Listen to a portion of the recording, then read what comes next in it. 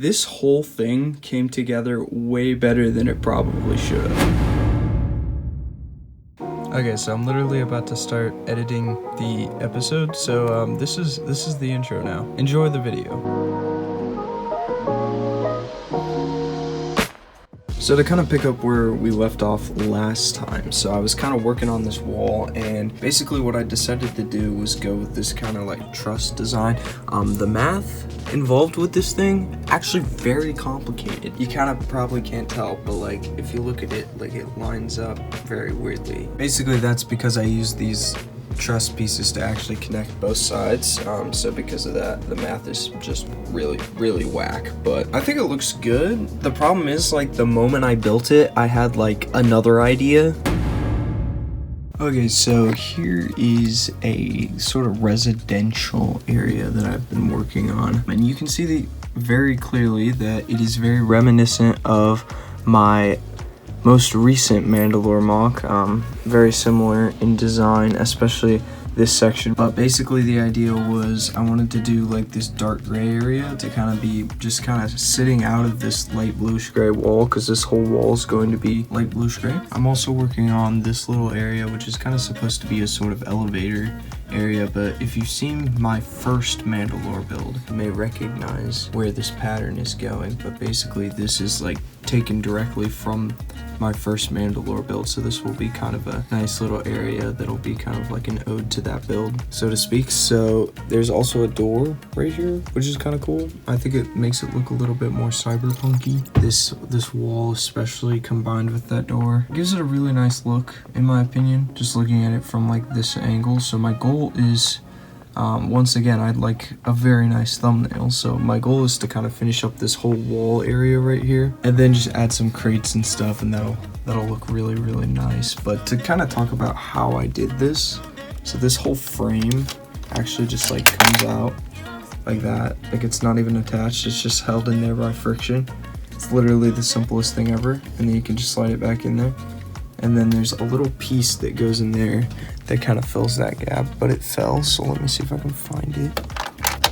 So yeah, basically this piece just kind of fits into that gap. But yeah, that's how that works. And I think it looks really nice. I'm especially happy with this little balcony area.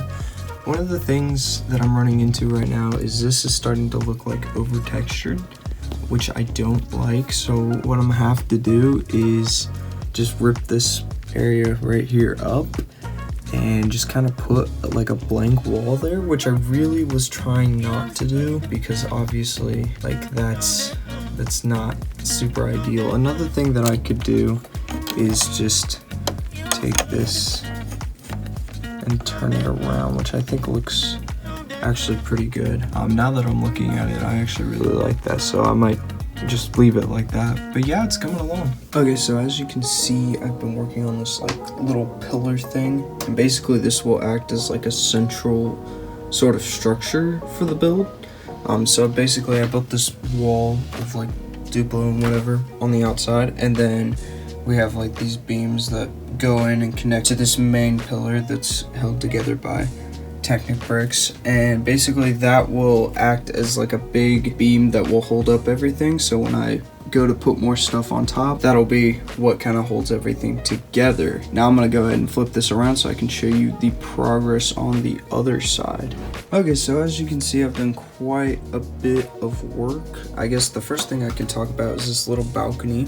So basically the idea behind this was I wanted to have like some sort of area where I could set some troopers up. So that'll be kind of the plan with that. And then over here we have this like nice little window section, and I ordered panels to go in on these. So basically these will all be windows, but they just have that light bluish gray wall behind them just so that you can't see through them and see all the filler and everything. So that'll be what goes there, but basically the plan is from here just to kind of build up this way. And then of course we have this little pattern here that sticks out by half a plate, I think it is. So I think that looks really nice. It's subtle, but it's like a nice way to break up that plain wall. I'm also very happy with this section right here. I think it turned out really nice, and I gotta say, like, this whole thing came together way better than it probably should have. Like the way the math lined up, like for this is the perfect height.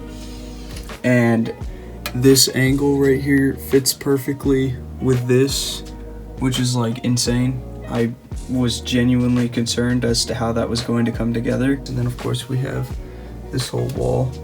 That back part's kind of falling out. I need to shove it back in. This whole thing is connected by like 2 studs, this back wall. Yeah, and then I need to go through my collection and find more of these panes to make the rest of the railing for the balcony. But I think it's a very interesting design, very visually appealing. So, but yeah, that's gonna do it for this update. And hopefully next week we'll be able to work on this upper area and get this structure built up a little bit more. But yeah, thanks for watching.